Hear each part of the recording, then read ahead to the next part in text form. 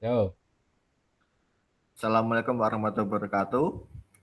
Kami dari mahasiswa Universitas Dianuswantoro, Prodi Teknik Informatika, mata pelajaran PBO, pemrograman berbasis objek.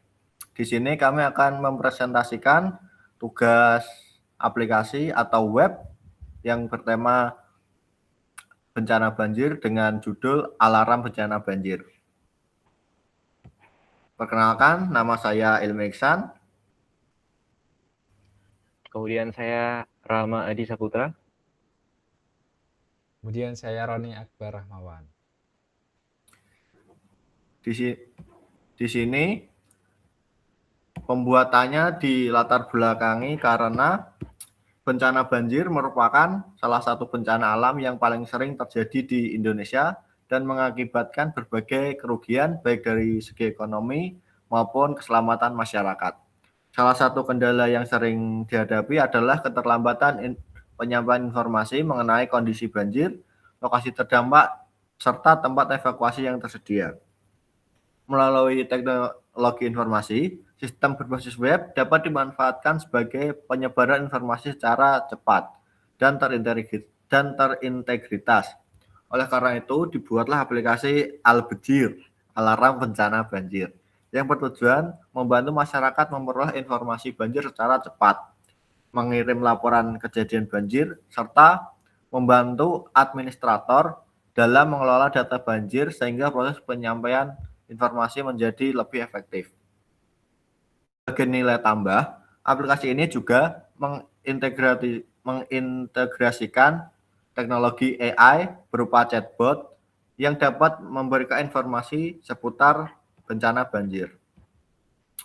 Aplikasi Al-Bejir merupakan aplikasi berbasis web yang dikembangkan menggunakan Java Spring Boot dengan framework Timeleaf sebagai interface pengguna. Aplikasi ini menyediakan informasi mengenai status banjir di berbagai wilayah, lokasi evakuasi, berita kebencanaan, serta fasilitas pelaporan banjir oleh masyarakat.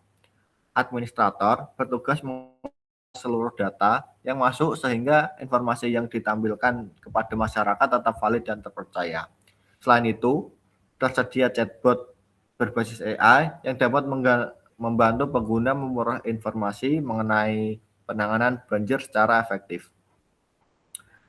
Tujuan dibuatnya aplikasi ini yaitu untuk menyediakan informasi kondisi banjir secara cepat, memudahkan masyarakat melaporkan kejadian banjir, membantu admin mengelola data kebencanaan, menyediakan informasi lokasi evakuasi, mengimplementasikan konsep OOP, Object Oriented Programming pada Java, dan mengimplementasikan Artificial Intelligence atau AI sebagai fitur pendukung aplikasi.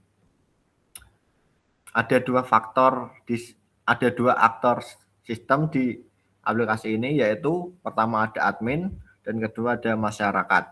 Admin yaitu bisa login, mengelola data pengguna, mengelola laporan banjir, mengelola berita, mengelola lokasi evakuasi, mengelola status banjir, dan melihat dashboard. Lalu ada masyarakat bisa registrasi, login, melihat dashboard, melihat status banjir, mengirim laporan banjir, melihat berita, melihat lokasi evakuasi, dan menggunakan chat AI. Daftar fitur aplikasi. Yang pertama fitur untuk admin, yaitu dapat login, dashboard admin, ada CRUD data pengguna, CRUD laporan banjir, CRUD berita, CRUD lokasi evakuasi, CRUD status banjir, dan verifikasi laporan masyarakat.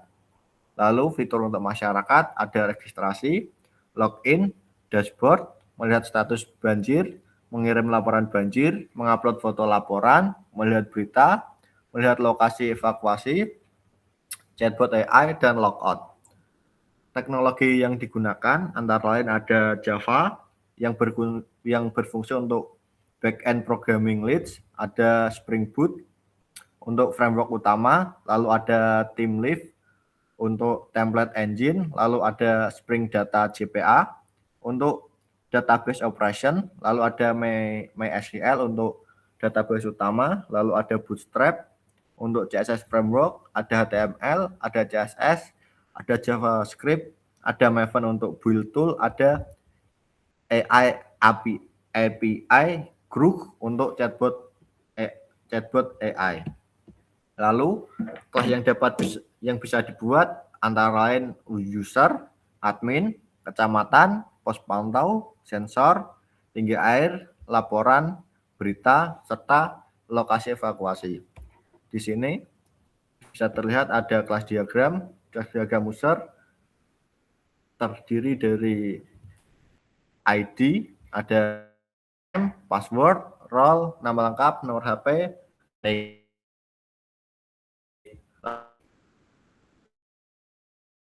di username, string, password, dan role. Lalu ada get ID, set atau setter dan getter dari atributnya semuanya. Lalu ada login, boolean, lalu kirim laporan void. Di sisi lain ada admin yang berisi string nib, lalu ada konstruktor admin, lalu ada get dan set, lalu ada verifikasi laporan, void, lalu ada login. Kedua ada laporan yang berisi ID, judul laporan, deskripsi, dan foto URL. Lalu ada konstruktornya, laporan, lalu ada getter dan setter dari ini, laporan.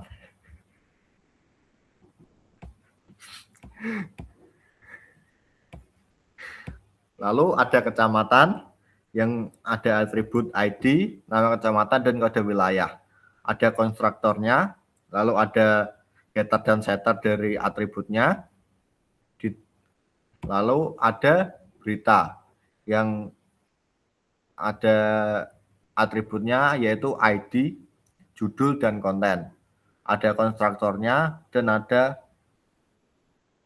setter dan getternya. Lalu ada pos pantau yang beratribut ID, nama pos, dan lokasi detail. Juga ada konstruktor, ada getter dan setternya. Lalu ada lokasi evakuasi yang berisi ID, nama tempat, dan kapasitas. Ada konstruktornya, lalu ada getter dan setter. Lalu ada sensor yang ada atribut ID, kode sensor, dan tipe sensor.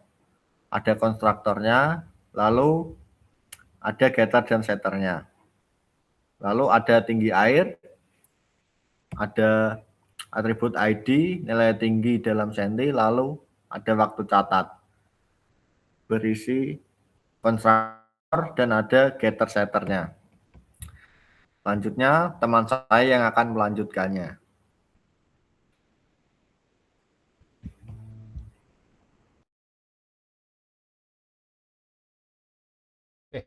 Salah.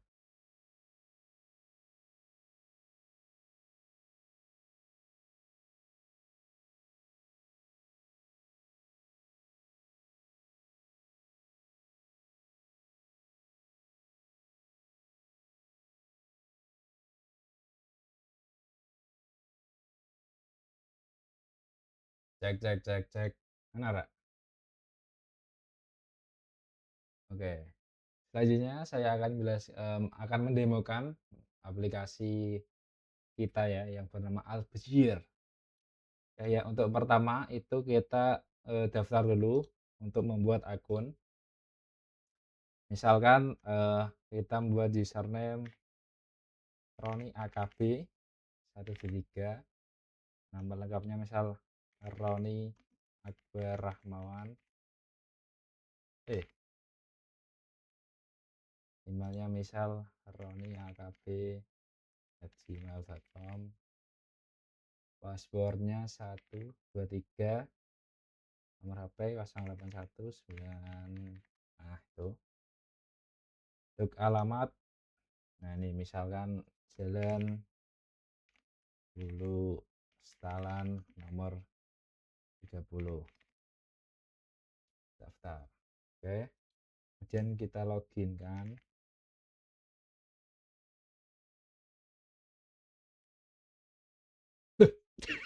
Nggak salah.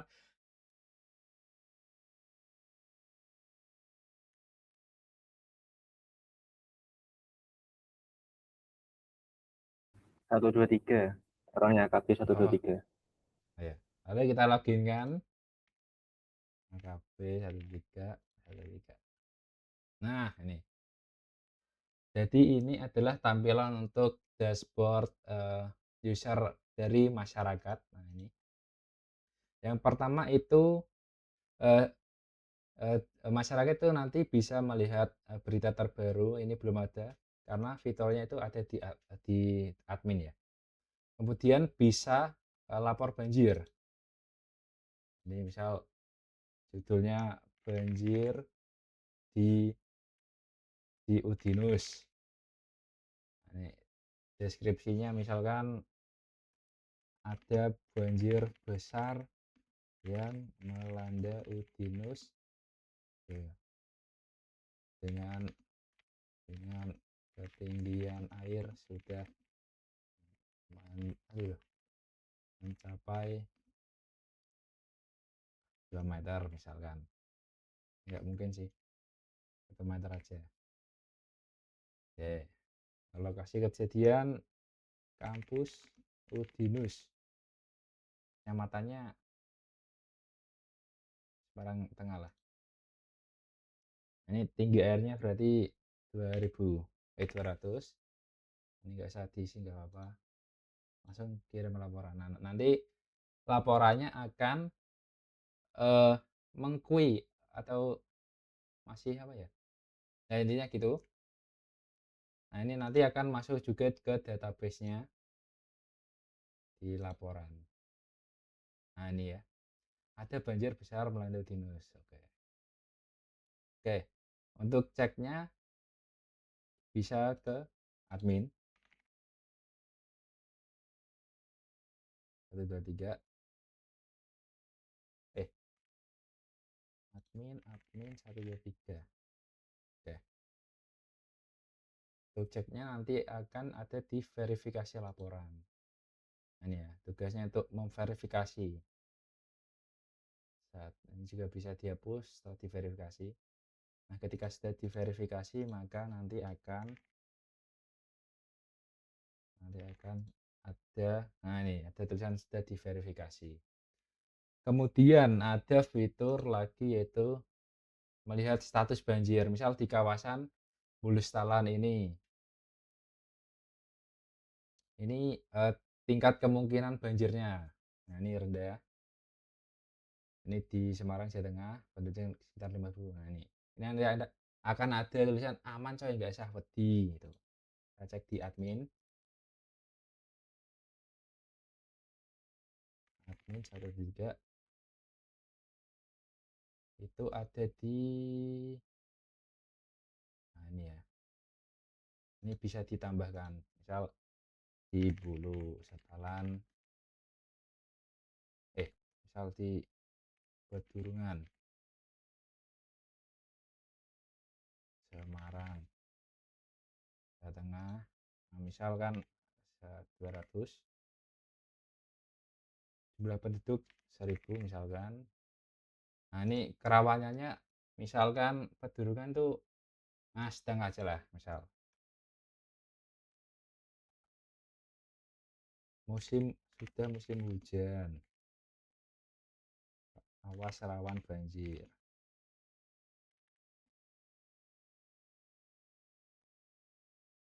Simpan. Nah, ini nanti bakalan ada di dashboard masyarakat. Ini AKB 3. Nah, ini akan bertambah 1. Oke, kemudian ada ini lapor banjir sudah. Nah, ini berita ya, bisa lihat berita, berarti ini kita masuk admin dulu di 123. Nah, nanti admin itu bisa menambahkan berita, misal judul beritanya banjir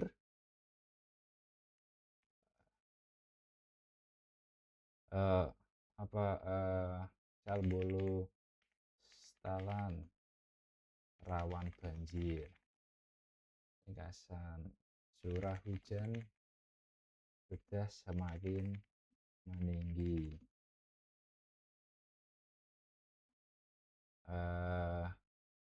hati-hati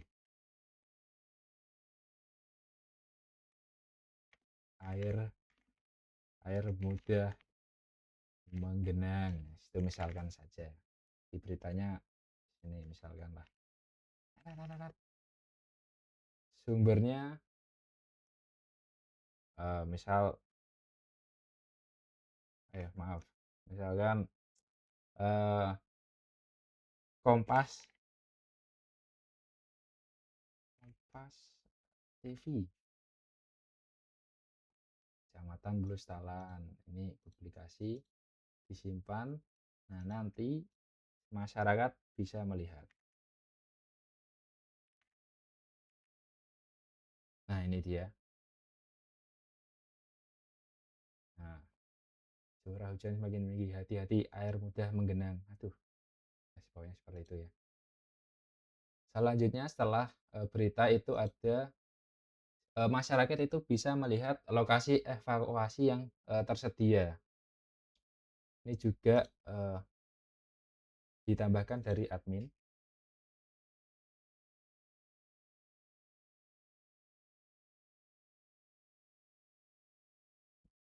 Nah ini evakuasi ya. Misalkan terjadi banjir, kemudian kita tambahkan tempat evakuasi, misalkan Udinus, alamatnya Udinus,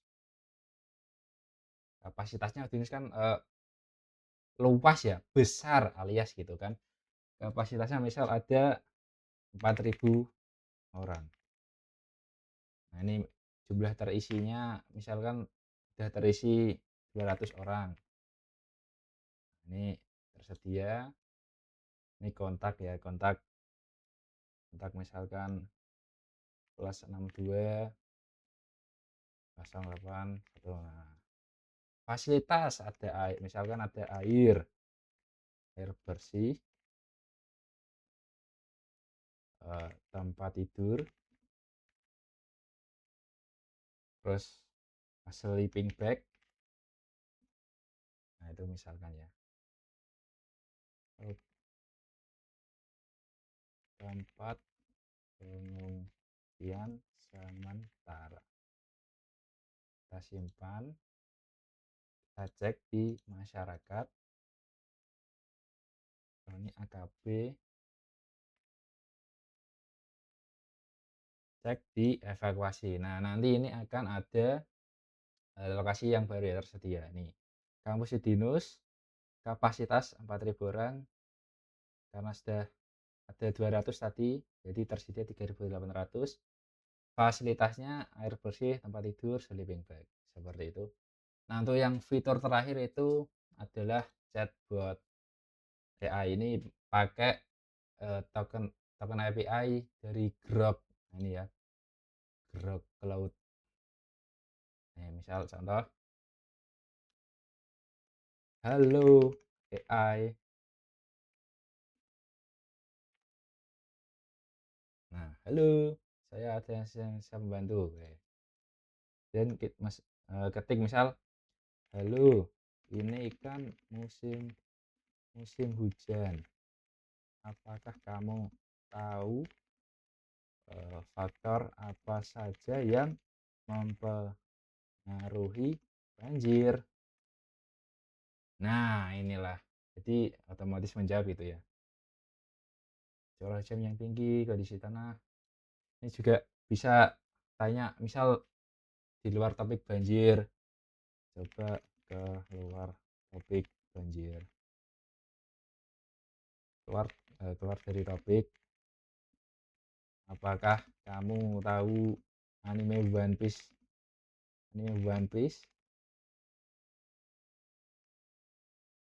Ya, saya tahu, itulah. Ya, jadi seperti itu, teman-teman, untuk fitur dari apa, untuk demo dari aplikasi ya. Bentar, apakah sudah semua?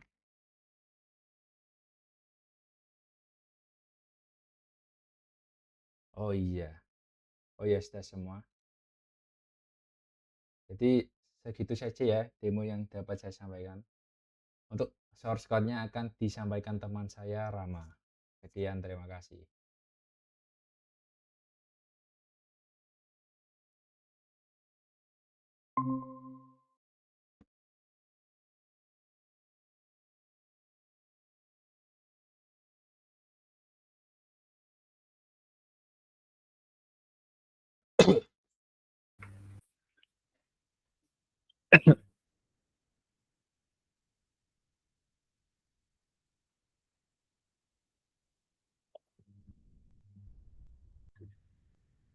Baik teman-teman,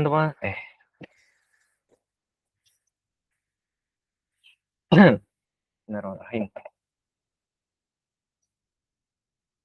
Baik teman-teman semuanya, setelah tadi diberikan penjelasan tentang proposal, kemudian tentang demonstrasi websitenya. Nah, kali ini kita akan masuk ke dalam tahap penjelasan source code-nya teman-teman. Nah, ini adalah hasil dari codingan kita. Di sini ada namanya albecir.9. Terdapat beberapa banyak sekali folder-folder di dalamnya. Nah, saya akan memberikan sedikit penjelasan. Ini tuh folder apa sih gitu. Nah, ini saya akan apa namanya? Saya akan ilustrasikan seperti analogi sebuah restoran, teman-teman.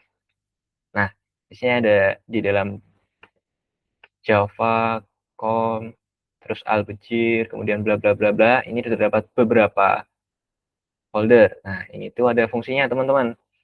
Nah, kita masuk ke dalam view. View di sini ada di resource, teman-teman. Nah, di sini tuh ada namanya resource template. Nah, di sini adalah view ini adalah termuka pengguna.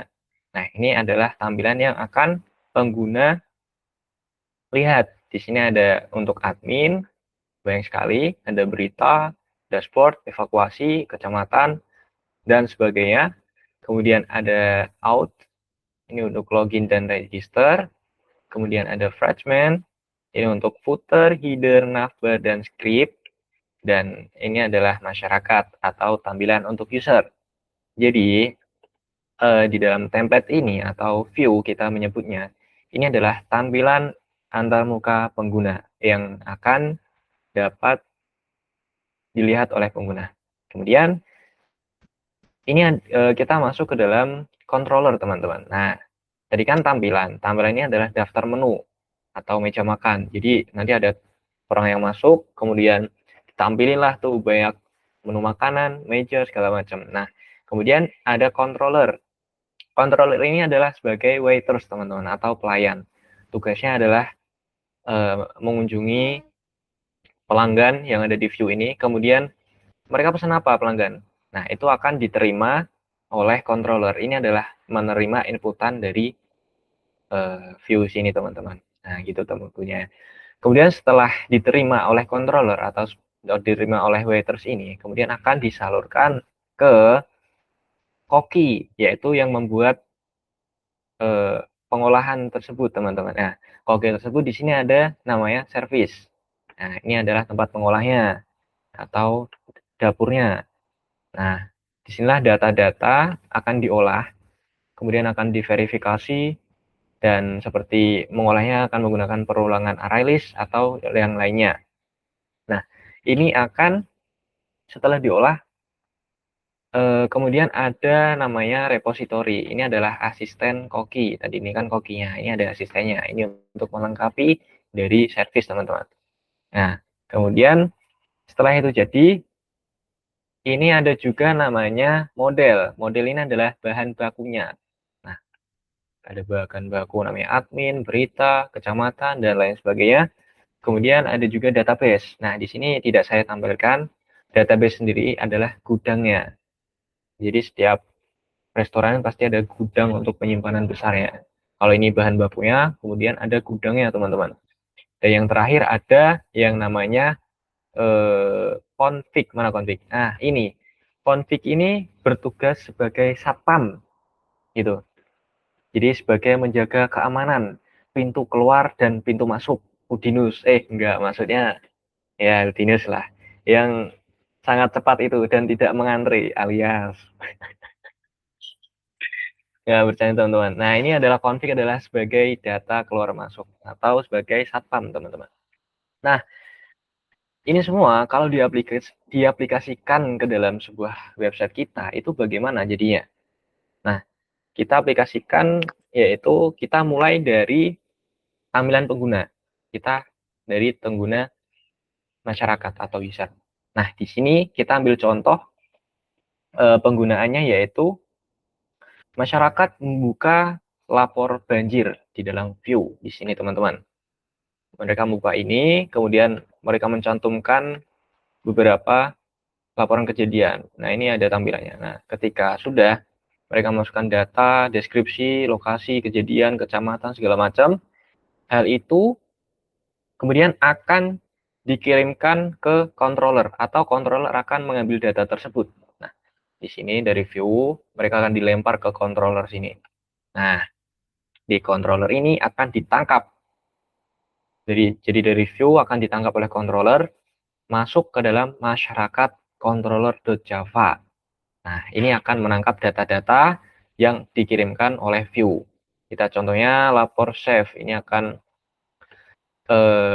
mengambil data foto yang dikirimkan, kemudian ada beberapa lagi data user segala macam, set user, kejadian, lokasi atau segala macamnya.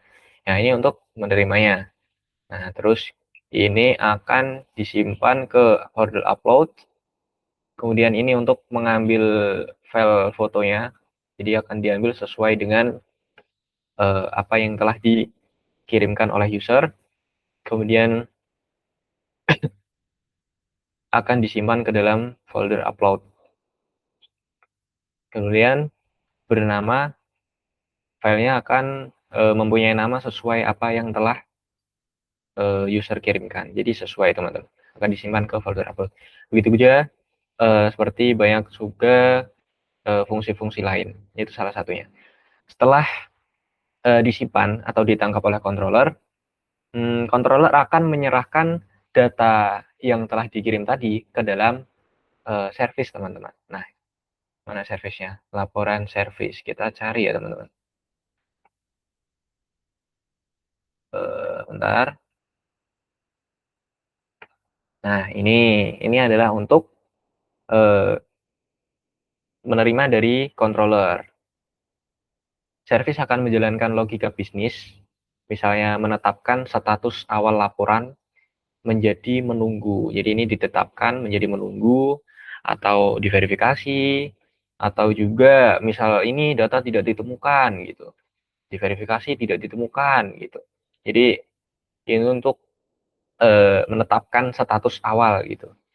Kemudian setelah ditetapkan, ini akan dikembalikan atau dikirim ke dalam laporan repositori. Nah, status ini akan dikirimkan ke laporan repositori. Di mana tempatnya? Yaitu di repositori, teman-teman. Jadi laporannya dikirim statusnya, kemudian ditangkap di repositori ini. Ditangkap, terus disimpan di repositori, lalu repositori akan menyimpan laporan yang sudah diolah. Kemudian hal ini akan dikirimkan ke database atau diterjemahkan ke bahasa SQL, kemudian disimpan ke dalam database. Nah, setelah semuanya disimpan, kemudian data tersebut akan dikembalikan ke pengguna melalui controller lagi, teman-teman. Jadi ketika data udah di database, kemudian dibaca oleh user, disimpan, kemudian akan dikembalikan lewat controller. Itu misalnya ini. Tadi di mana, teman-teman? Yang foto. Nah, ini. Hal ini akan dikembalikan ke redirect to masyarakat dashboard. Nah, itu akan ditampilkan di sini, teman-teman. Kemudian setelah ditampilkan, maka pengguna akan dapat melihat update terbaru dari program atau dari perubahan yang terjadi, gitu teman-teman. Jadi intinya, pertama, masyarakat akan masuk ke dalam menu tampilan, yaitu di view. Kemudian view, data dari view ini yang telah disubmit oleh masyarakat, itu akan ditangkap oleh controller. Nah, ini. Terus, controller ini akan menetapkan statusnya. Kemudian, ini akan diolah melalui service. Nah, di service ini akan diolah. Kemudian setelah diolah, akan disimpan ke lab repository. Ini di repository. Setelah disimpan, ini repository akan menggunakan format data dan menerjemahkan ke bahasa SQL. Lalu kemudian akan dikirim ke database. Nah, setelah dari database, data yang di database itu akan dikembalikan ke tampilan user lewat controller. Nah, maka dari masyarakat atau user itu dapat melihat update terbaru dari aplikasi atau dari website tersebut. Gitu, teman-teman. Itu adalah penjelasan atau algoritma dari website kami. Jadi banyak sekali repository di sini, banyak sekali folder-folder di sini. Demikian penjelasan dari source code dari saya, teman-teman. Saya akan kembalikan ke teman saya, yaitu Ilmi Ihsan.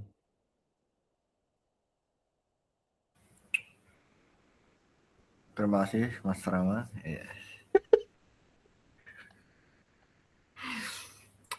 Itulah penjelasan dari kelompok kami. Mohon maaf jika ada kesalahan. Assalamualaikum warahmatullahi wabarakatuh.